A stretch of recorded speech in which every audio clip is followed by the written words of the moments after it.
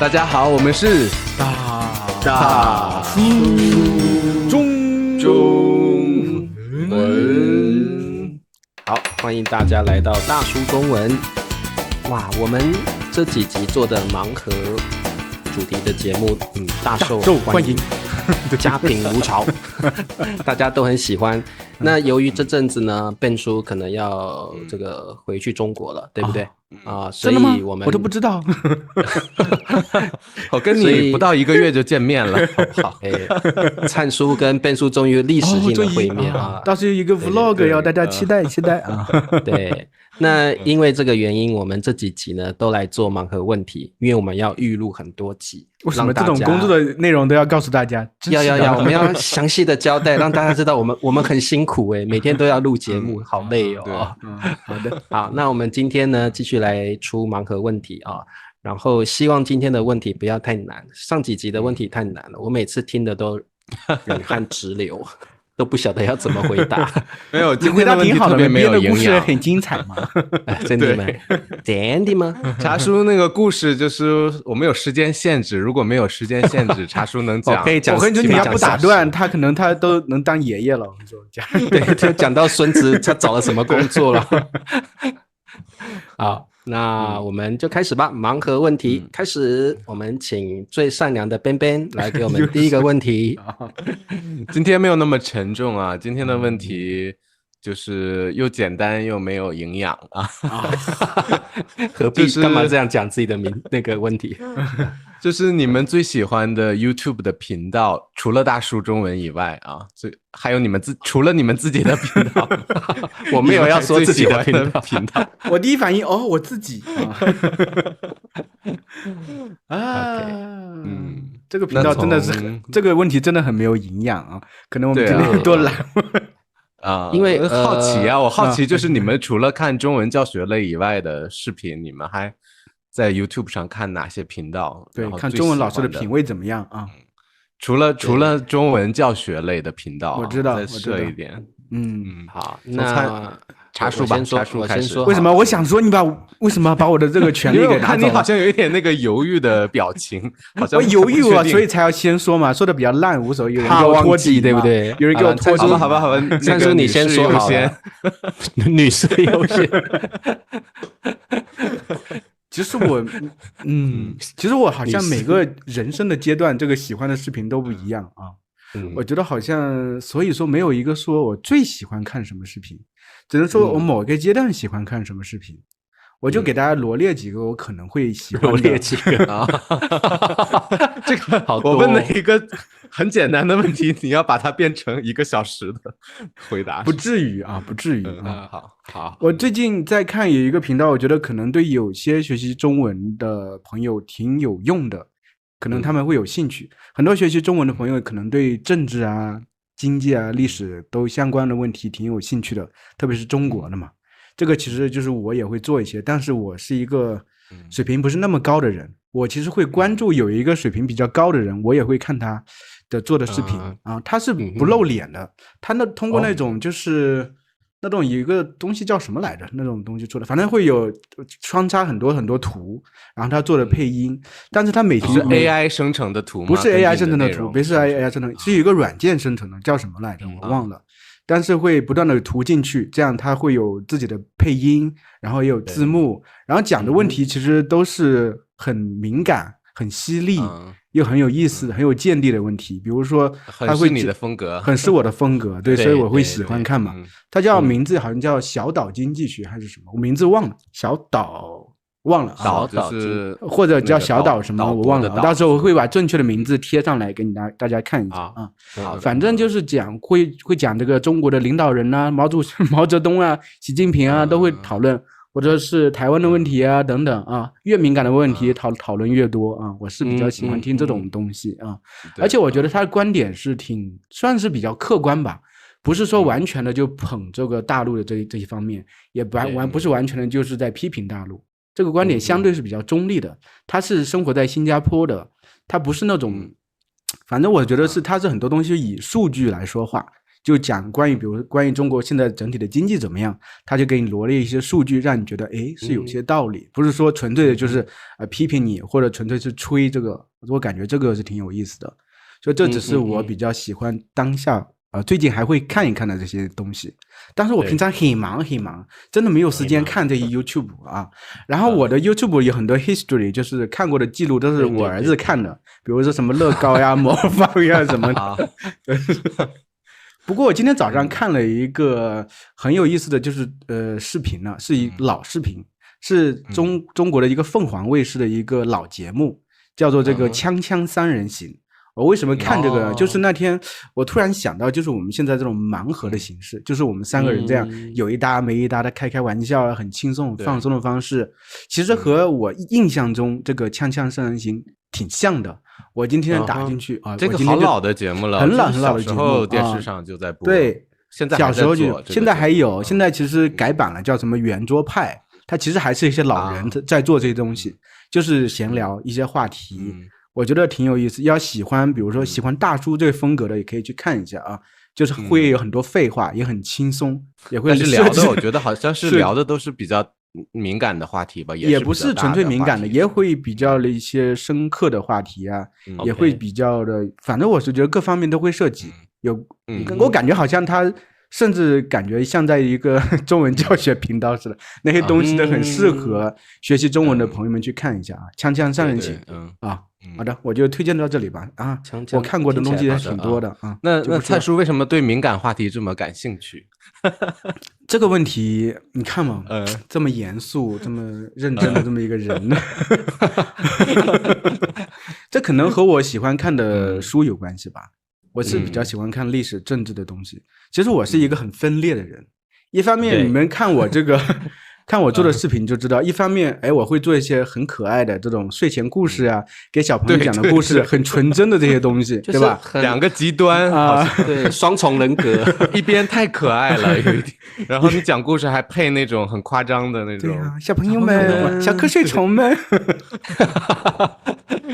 对，然后另一边讲那么严肃的，那么对，另外就是我觉得自己很分裂，就是分裂，就是所以我也不知道啊，就是不自觉的就会被这东西吸引嘛。我觉得为什么会被这些东西吸引，就是我想了解这个世界运行的这些底层逻辑。对，因为我觉得政治经济是很能体现这个世界运行的底层逻辑的。喜欢一些单纯的东西，就因为我儿子，我养孩子长大，成天给他讲故事，然后我发现我还有些这些童真的东西还保留着，对，所以也被我开发出来了，是这样，是这个样子。对，好了，茶叔，你接着。而且我觉得人本来就有很多不同的面貌嘛，对，所以我们所处的环境不同，展现的面貌也不一样。笨叔，你惊喜吧？这么一个无聊的问题，我跟你说了这么久。好会扯。本来想是合格的回答，但是我本来想听一些八卦的东西。或者更那个内心的东西，内心的东西，你什么？查出来的东西，我们不会在 YouTube 上面看那种东西吧？对啊，他自己肯定有了，我们让他自己来，让他自己来啊！好，我的比较无聊啦，因为我就是最近在想说，很久没有学英文了嘛，所以最近都是看一些英文的频道，然后我就是会把那些频道开着，然后一边做自己的课件，一边就听。可是英文频道什么样？就是比如说是纪录片呢，还是说是没有，就是教学呀，还是怎么？像我现在会看那个我会分等级。如果我一边在做事，我一边在做事情的时候，我就会听比较简单的英文，像那个什么 Speak English with Vanessa 那种。所以是一个那个就英语教学的频道吧，对吧？对，一个女老师，英文的女老师，她就在讲用英文教一些，比如说生活用语、语法什么的那些，然后就边听。这个会很放松吗？这个听我没有，我就觉得有在练习，有听，然后我边做事情边，我这个人很喜欢多工，我喜欢一次做很多事情，我甚至一次做三四件事情，我都觉得这样比较省时间。所以我会一边做课件，然后一边我在练字，一边练写中文字，然后一边听那个英文频道啊。我现在还听一个叫 Look 的那个英文频道，我知道它的比较那个以前会它的就必须要专心听，因为它会讲一些小说故事的内容啊。你有时候想要沉浸在那个英文的故事里，你就必须专心听，听他那个就比较不能多功，你要专心听他讲的东西。然后他有时候会访问来宾啊，访问嘉宾，那也要专心听，因为他们有时候说得很快。所以我这个人做事情就是喜欢一次做很多很多事情，然后一次完成很多事情，我会很有成就感。对，然后有时候我会一边简单的做一些运动，然后一边听，我就觉得我的耳朵有用到，然后身体也在做别的事情。然后脑子可能又在想一些别的事情，我就会觉得，哎，今天有做很多事情。对，你原来对英语还没有放弃啊，茶叔。我其实快要放弃了耶，因为我觉得我已经，我连那个我很多英文发音都退步好多好多，然后以前英文很厉害，现在都觉得不行了。那你这样也不错，一直有输入，所以对我就是想要用 CI 的理论来实际应用到我学英文上面。对，但是茶叔现在有一个大陆有一个词叫电子榨菜，榨菜就是那个你吃饭的时候吃一点点咸菜啊，所以你吃饭的时候肯定会看一个频道吧？那你看的那个频道，我觉得应该不是英语的频道吧？我吃饭的确会一边看，可能电视，可能 YouTube， 但是我看的东西可能不太下饭。我看的都是那个历史剧，我都是看三国啦，看水浒传那种历史剧。我个人非常喜欢历史剧。然后我前一阵子是看那个武侠片，可是武侠片看太多次了，已经有点厌烦了。我现在在重看那个一些历史剧。你之前说看朱元璋啊什么的吧？对吧？朱元璋也有还挺多的，对，这种。因为那个都已经刷很多遍了，只是说一边吃饭也没事做，因为我曾经一边吃饭一边玩游戏，可是真的对消化很不好。那肯定啊，对，那个真的，你一边玩游戏一边吃饭，你真的你会肠胃不太适应，所以我现在我会看历史剧，三国、水浒、朱元璋等等等。对，感觉笨叔好失望，为什么你们两个的回答这么震惊？对，因为都引到电子榨菜了，还是这么震惊？我本来是等等，什么叫电子榨菜是什么？电子榨菜是什么意思？就是你吃饭的时候，现在不是好多人都单身嘛，然后自己在家吃饭，吃饭的时候会追一个剧嘛，用电脑追一个电视剧，然后这个电视剧就是这个人的的配菜。OK， 我懂了。OK， 那我的确有电子榨菜，对。对啊，我本来是以为你们会有很大的反差，你们看的东西现在是符合我对你们的那个印象的。有反差，我就是吃饭的时候，有时候有时间的时候，我和我老婆都有时间的时候，我会陪她看一些综艺啊，甚至有一些大陆一些电视剧，就是我是觉得都是给女生看的，叫什么长相思呀，这种我都看过一些，什么玫瑰的故事啊，我都看过一些，说实话。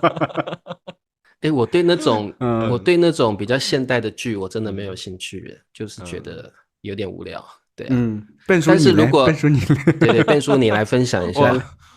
我当然肯定不是看我也看啊，这种现代剧有时候会看一看，因为我觉得可能我是抱着那个收集素材的那个就是上课的时候，上课的时候可能会给学生介绍这个比较好，因为古代的电视剧我觉得那个词在生活中用的不太多，所以我不太推荐这个，太难。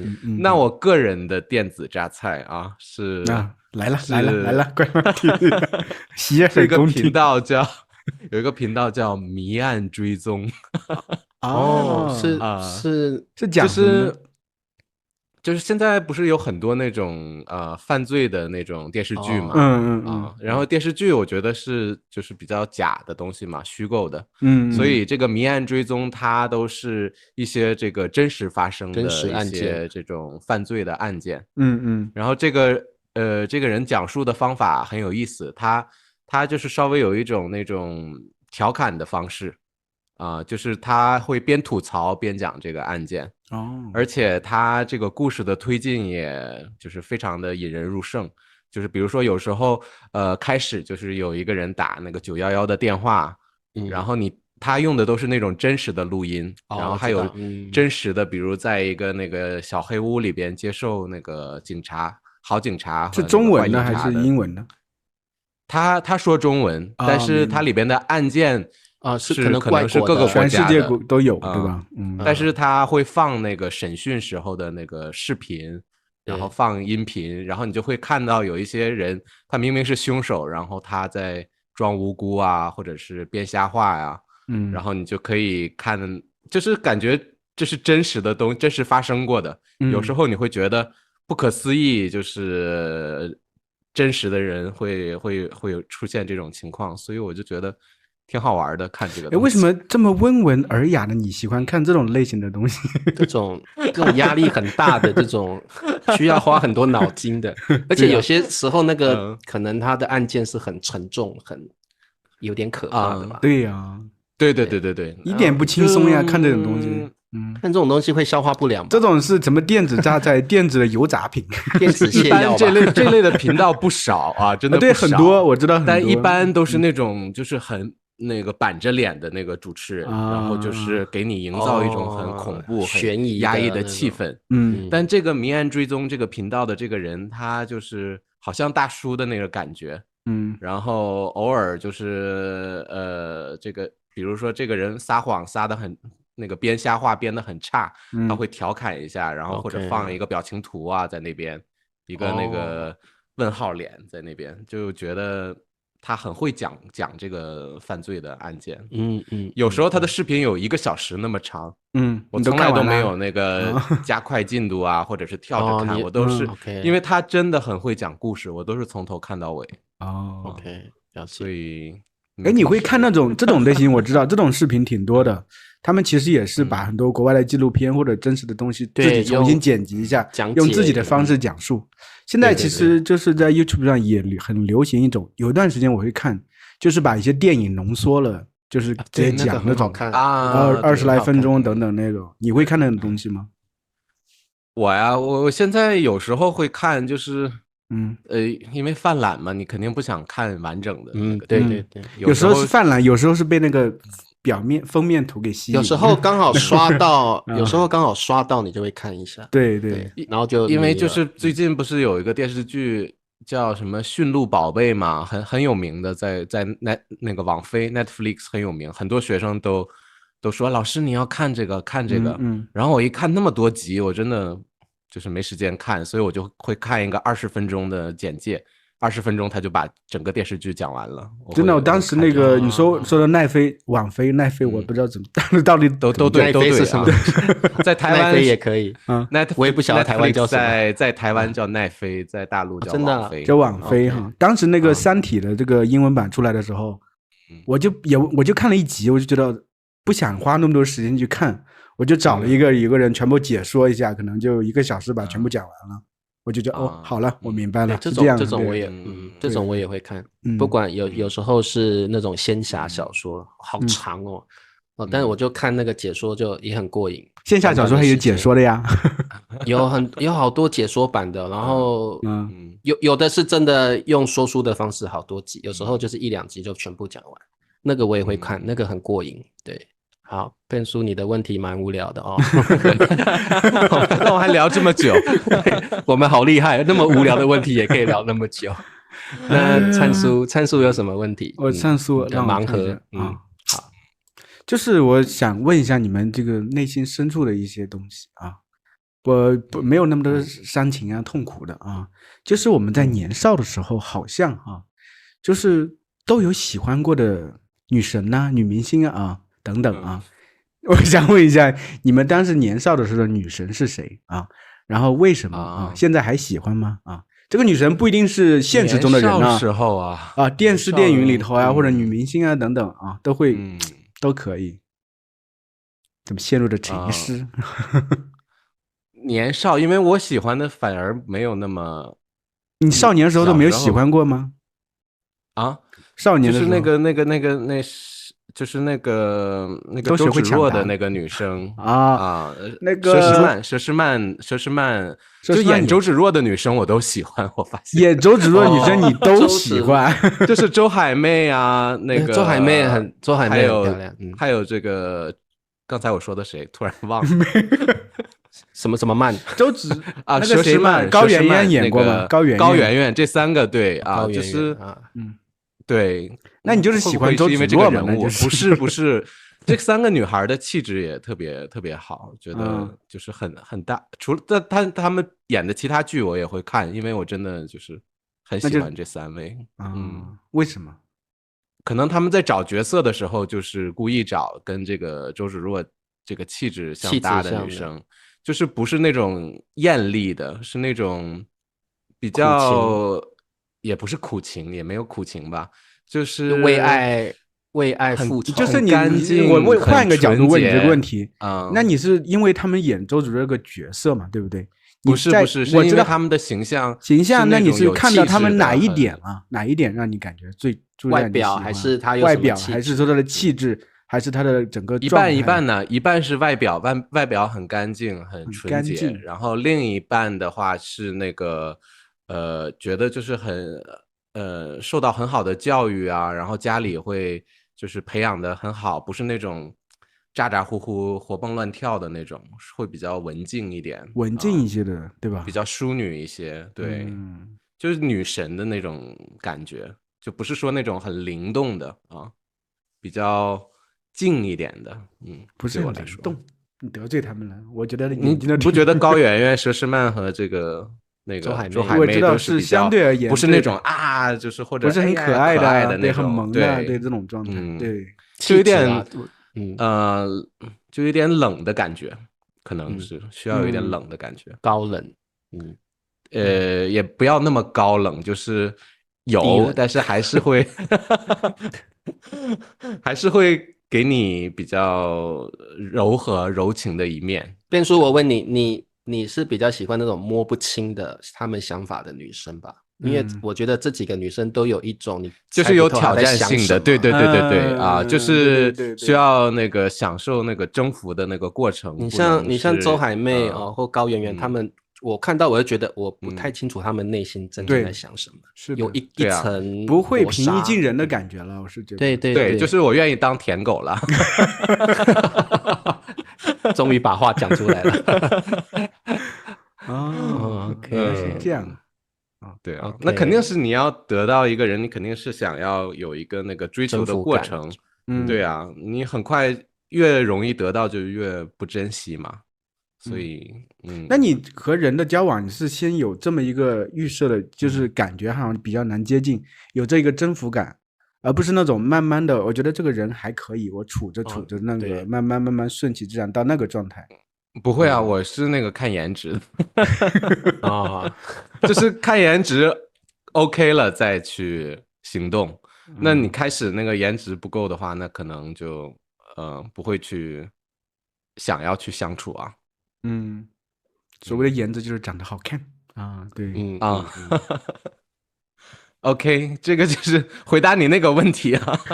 我知道，茶树嘞，我这个以前是很喜欢林青霞啦，我这个年代啊，你们可能她比较老了，那还有不会啊，林青霞在我们年代还是女神。我们这个年代，林青霞那个时候最早期就是演琼瑶的那些小说的电视剧，要更喜欢你觉得林青霞比王祖贤更好，对吗？王祖贤在我那个年代也非常红，但是我比较喜欢林青霞的这种型。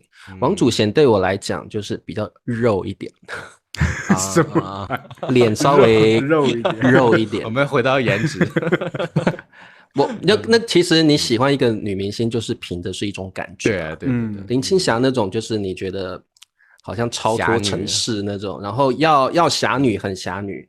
要柔弱的时候，她也可以演得很柔弱。像我那个时候特别喜欢她，就是在《滚滚红尘》那部电影里面，你们可能没有看过。《滚滚红尘》那个电影就是讲这个民国时期，那个初期的时候，然后那时候比较纷乱，然后他跟男主角秦汉，然后就是相恋，然后那个就是纠葛，然后分离，所以那个时候就会觉得哇，这个林青霞这个真的演得很好。然后，茶叔，我想问你一个问题，因为刚才笨叔说到自己，比如说女神的话，是和自己现实生活是有一个结合的，他其实好像就喜欢这种状态、这种类型的女生，有这种征服的感觉。那林青霞，你要想问这种问题，你就直接问，你还找一个？不是我觉得对我来讲，我觉得对我来讲，女神，所谓女神或自己心仪的女明星，反而是我日常生活中遇不到的。对，因为我就是日常生活中遇不到这样的女生，所以你看到这样的女演员，你会特别心仪、特别喜欢，因为她不是天天在街上都看得到的那一种。那很多时候好像是不是女神更多是一种高高在上的嘛？就是感觉很难接近的那种状态。对对。那我就换一个问题吧，就是我是觉得有女神很多时候真的是高高在上，你接近不了的。那在现实生活中，你会喜欢什么样类型的呢？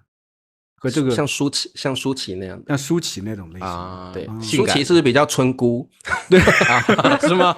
我没说错吧？不都是说舒淇是性感女神？舒淇是性感没错，但是她有一股土味。对，说实话是的，是吗？是的，我说的很直白，但是比较接地气吧。对，就是你会觉得她就像邻家小妹一样这种感觉，她不会特别高高在上。她如果在你身边，你也不会觉得她好像林青霞那样。对，好像全身散发着光环。我不是说她没有光环，我是说她更容易亲近。对，所以如果是日常生活的话，舒淇那种型的我会特别喜欢，就是让你没有什么距离感。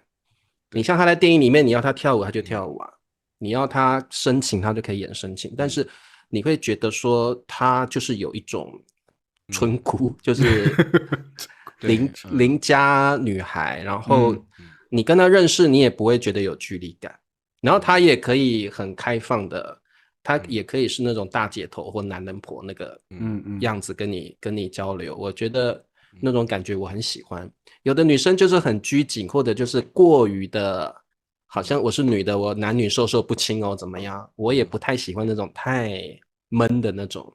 对，如果是像舒淇那种型的，颜值当然是很好的。我的意思是说，她的个性，然后她的风格也是我喜欢的。对，所以如果以身边遇到我一眼就会喜欢这种个性或外表的话，舒淇是我的首选。对，我发现我和茶叔还有点接近。就是我们也喜欢土味儿的，对，有点生活气息的，把藏在你心里的那个名字说出来吧。问这个问题的一般都准备好自己心里肯定要准备好答案的。对，其实可能女神的话，确实有些比较高冷的，肯定也都会觉得好看，谁都会觉得好看嘛。对。但是真正觉得你会觉得眼前一亮，会觉得这个性格呀等等会让你很喜欢那种状态。就是我其实我记得是高中的时候，还是高中毕业了，我都忘了。那个时候才开始接触日剧的时候，我就很喜欢当时这个有个电视剧叫《东京爱情故事》《东京爱情故事》里面有一个叫铃木保奈美，好像知道，她就笑起来特别好看，非常甜美，对，很甜，笑起来很甜，我就很喜欢笑起来很甜，很干净。然后她其实不是特别漂亮，但一笑起来，整个眼睛弯弯的。然后笑就是给人很舒服的感觉，因为他又是扮演的又是比较日常化的生活的角色嘛，会让你感觉很亲近这种感觉。我是想引起你的保护欲的那种，是像女学生那种样子，对，有那种，也不是完全女学生，她是演的是上班族嘛，就感觉好就是天真的那个这个比较天真。她其实是这个人不天真，但是给你带给感觉就是这种很舒服、很接地气，感觉你好像能在日常生活中能碰到。就是比如说，可能日常生活中能碰到这种类型的，不会觉得高高在上、永远无法接近的这种感觉，遥不可及。而且他好像在里，因为可能很多时候我们看那个电视剧等等，会把一个人和角色混在一起。对。因为你在那个电视剧里头，这个姑娘她是比较主动的，所以我会觉得，对我当年那个时候会比较内向一些的人，会觉得我会更希望一个比较主动一些的，然后同时又比较热情。又比较亲近的、亲切的这种感觉的人，我会比较喜欢。对 ，OK。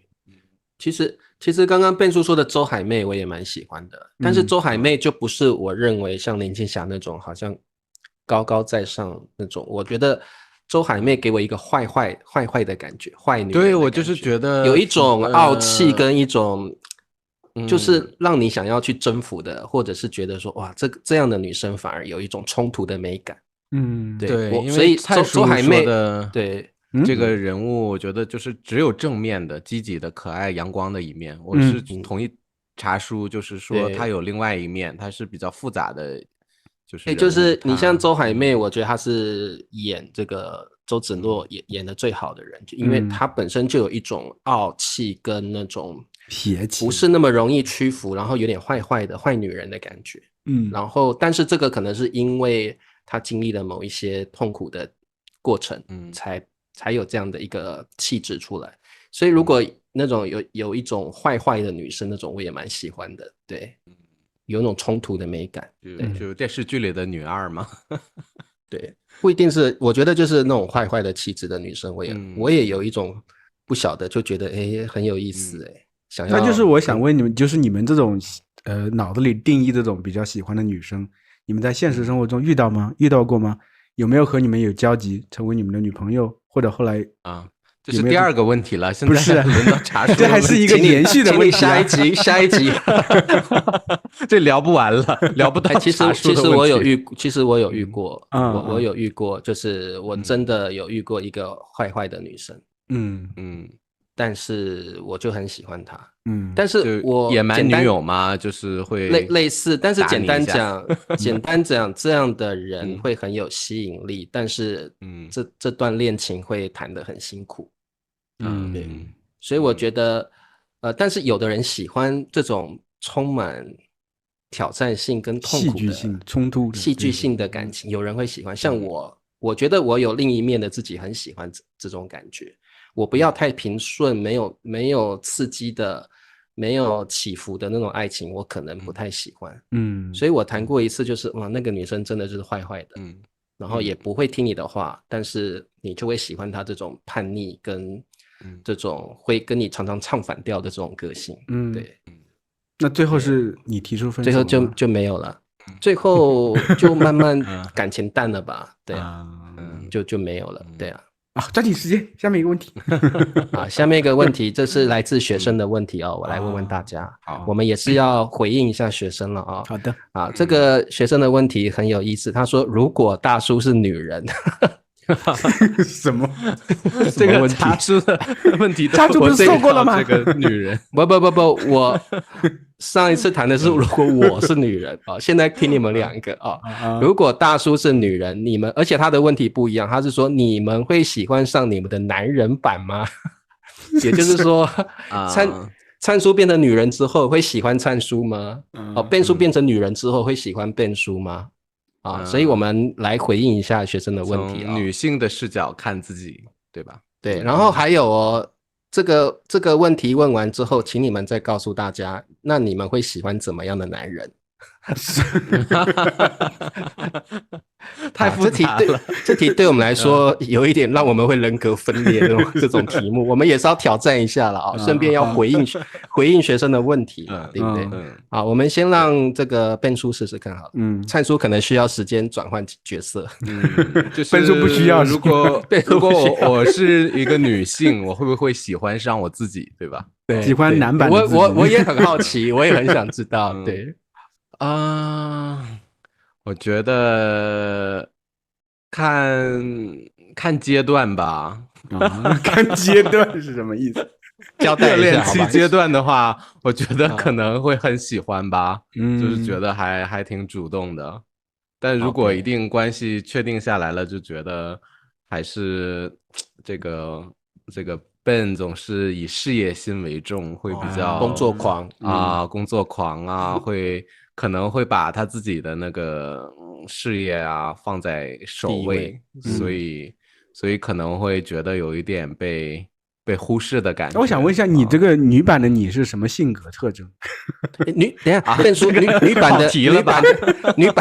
版的你会留长头发还是留短头发？那你会不会画口红？女版的我。女版的没想过这个问题。对，我们在视频上要加点特效，这样。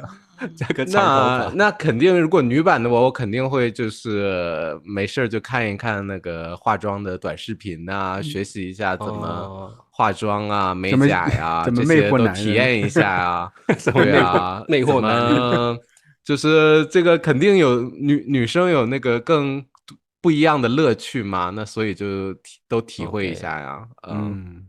那肯定要抓紧时间，就是那个问一问女性朋友都喜欢什么，然后把写在一个单子上，然后把这些都做一遍啊。啥玩意儿？什么体验？就是体验一下呀。就男生跟女生肯定有奇怪的女版变书，怎么会做一些那么奇怪的事情？为什么奇怪啊？你还没有回答我，你会留长头发还是留短头发？女版变书这个细节有什么？我很好奇啊。对啊，你会短头发吧，因为长头发我觉得又洗又吹，然后又那个掉到哪儿都是，会不会？那女版的你是不太好不爱美的，看来就我一般就是怎么方便怎么来吧。你看我做男生也不是很注重形象啊，就这倒是，我是喜欢简洁一点啊。但是我看我那个我的女性朋友很喜欢做美甲呀，然后每次都你会做美甲吗？我会体验不到他们那种乐趣，我可能就是会想感受一下他们那个内心世界的那个就是那种就是每一个甲就特别开心的感觉，我觉得挺好的。感觉笨叔这样回答是说某一天突然一个响指，笨叔变成了女的，他在想我是怎么一个状态。其实还有另外一个层面回答这个问题，就是你本来就是个女的，你会对吧？对，我觉得这个问题应该是本来就是个女的，本来就是个女的，不是这样子就变女的了。本来是女的，让我来回答。因为如果这样就变女的的话，你们想让我回答什么？因为如果是这样变成一个就变成一个女的，我一定先跑到厕所看一下我是怎么样子。怪怪的，哪里怪怪的，我会这样子嘛。但是你从你出生你就是一个女的，出生就是个女的了。对那就正常生活呀，就会你们想具体知道哪一方面？不是后来还追问了一个问题吗？会不会喜欢男版的大叔？对啊，没有。最后一个问题是你会喜欢怎么样的男人？第一个不是回答的这个吗？对啊，就是我回答了，变叔有回答热恋期啊和那个对。然后再来的问题就是你会喜欢，不过这个有点难回答。你会喜欢怎么样的男生？如果你是女版的自己，这个好难哦。给笨笨休息一下吧，让他想一下。来，让灿叔先来，灿叔先来。笨笨的脑子没有办法负担这么大，你问一个这么大的资讯量，对我脑洞题就是很难。这么大的信息量，他的小脑没办法去。因为那个就是还有一个问题，就是那个我好多同学私下里就是觉得我们可能那个男女的那个问题有一点敏感，就是觉得我们还是聊的时候有一点太那个，可能有一点传统的想法在我们脑海里，所以有的时候我有一点那个撕裂，就是还要那个想一想那个女性观众的那个想法。不会吧？还好啦，想太多就不会啦。有时候是你的学生私信你是吗？就上课的时候会说，可能那个你们有时候那个太男性视角了，太那个。那本来就是男人，我们就是男性啊，怎么会这么男性视角？这不是废话吗？对啊，就可能我们会有时候传递出来，好像那个男生应该那个事业有成，传统一点，女生比较那个。可是我觉得那没办法，就是中国人就是这样啊。你毕竟和西方的这个不一样，想法不一样。对啊，我倒觉得我倒觉得，如果我们的视角跟学生一样，那就无聊了。对，我们要都是这样一碗水端平，那说实话就不是我们。真的，我觉得就是我觉得好玩就是价值观的冲突嘛，这样才好玩。对，对。所以问到女性问题的时候，有时候我会那个你会有这个，因为我是这种，你们知道我是这种，我知道被顾忌了，想考虑所有人的感受的这种。那让我来吧，让我来。对，我比较肆无忌惮。灿叔来吧，灿叔从小就是一个女生，灿叔从小就是个乖乖女啊。让我想一下，乖乖女。其实我觉得，要是比如说我这个性格没有太大的变化，就是我现在长成也是这么一个状态，但是我是一个女儿生，对吧？你一脸问号，我觉得是有点，我突然有点毛骨悚然的感觉，不晓得为什么。我有点后悔问了这个问题，这灿叔说的描述的很自然，对，我有一点后悔问了这个问题。哎呀，灿叔你继续假如所以呢，你是个女儿身，我是个女儿身啊，对，我可能说实话，我要是个女儿身，我这种类型的人，可能找对象都不容易啊，可能深居简出啊，成天捧本书在看啊，思考国家大问题啊，也不会做美甲，也不会怎么地啊，可能会比较孤僻。你也遇不到男性啊？对啊，我可能灿叔，重点是你会喜欢上男生版的自己吗？如果你是女生的话，我会是女生的话，你会喜欢现在的自己吗？说实话哈，可能在那一瞬间就是这样，我是觉得同级相斥，两个太相似的人不会喜欢上，就是会觉得可能这种类型人适合当朋友。因为可以聊一些共同的话题，但是你要跟你性格互补的，对吧？需要一点互补性，就是我们两个人完全都是喜欢的东西差不多的，性格也差不多，生活方式也差不多，那是不是就是照镜子一样？有什么意思？说实话，还是需要，可能我会喜欢笨笨呐，因为笨笨和我的性格差的比较大一点，不会喜欢茶叔的，你放心啊，就是。突然松了一口气。像我这么考虑的很多，可能会比较适合比较这个。我不是看上你考虑很多这一点，我要是女生我也会考虑很多，我也会很细致很周详。我看上你那一点应该是你这种放荡不羁的这个气质漂浮不定啊。你不是说能把你从家里拉出来？女人都喜欢坏男人。对，你之前不是说吗？哎呀，可以给我浪漫了一周，你是真的可以查出这样说的。像我这种，比如说之前没有一周之后，你就怀念这一周一辈子。对，一辈子啊，这不是那种文学小说里面常常出现的情景嘛，对不对？我又是那种可能，要是我这种演变的话，可能是一个资深的这个文青啊，女文青啊，也很喜欢这种情节啊。那可能笨叔这种坏的啊，有点浪漫浪荡子这种感觉啊，可能会更让我着迷啊。然后一个星期之后啊，他和我 say goodbye 之后，可能会怀念一辈子当时那个带一点口音都没有的东北男人啊。好的，不要再描述了，我没有办法，我觉得那个画面有点可怕。我是一个马上会产生画面的人，所以太诡异了哦。好的，茶叔还没说吧？对，茶叔你没说呀。我如果是女人，我怎么好几集都变女人？我如果变女人，茶叔，如果你是女人，你会变成拉拉吗？因为你现在的性向是喜欢异性啊，喜欢女生。那你突然变成女生之后，你会不喜欢？你会是拉拉吗？还是会喜欢男生？不会啊，女生就要当然不一定啦。我是说，如果我是女生的话，我觉得我如果是女生的话，大概我也不会想要化妆，然后也可能不会想说要穿什么漂亮的衣服，因为我觉得那很麻烦对啊，那就是那你旁边的朋友、你的闺蜜啊，都化妆，然后那个他们去化，因为我的主打就是我长相也不好看嘛，怎么化还是这样子嘛。对啊，那可是帅哥都被他们闺蜜抢走了，那就随缘啦，有人喜欢就喜欢了，反正我是女的，大概也会抱不婚主义吧。不过如果我是女的，我是绝对不会喜欢上男版的我。对，因为我觉得我没什么吸引力了。对，如果我是女生，我不会喜欢像我这样的男生，就觉得没什么特色，然后长相平凡，又没什么成就。那你也会喜欢笨笨这种类型的吗？不会，我不会喜欢笨笨的类型。然后你喜欢灿叔这款吗？就是灿叔可以考虑啦，讲的好像我眼光很高一样。但是我觉得我绝对不会喜欢男版的自己，因为我觉得我不会喜欢那么平凡平淡，然后没什么特色的男生。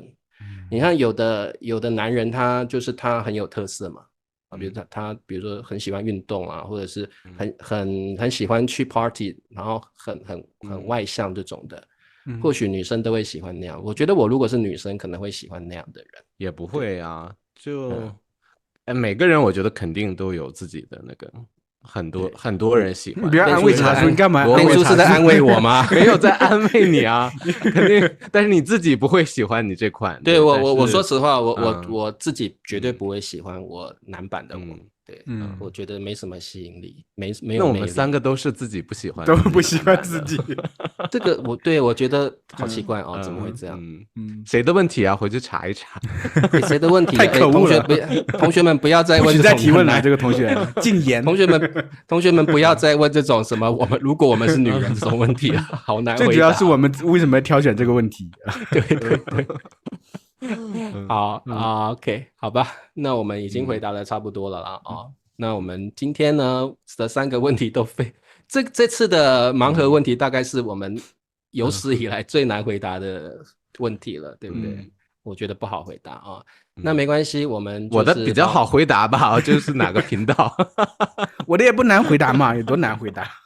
最难回答的就是这位同学的问题，我们回去查一查是哪位同学的问题。对，没有啦，我们当然觉得同学们发问很好啦我们觉得这个回答一下也蛮有趣的啦。有时候想一想，如果自己是女生，对啊，会有怎么样的不同的身份我觉得蛮有意思的。好，那今天最难的一集盲盒问题终于结束了。哎呀，要擦汗，真的是不好回答好 ，OK， 那我们今天的节目呢就到这儿，希望大家喜欢。然后你们也可以留言，不要再问问题了，留言就是回答问题还是要问的。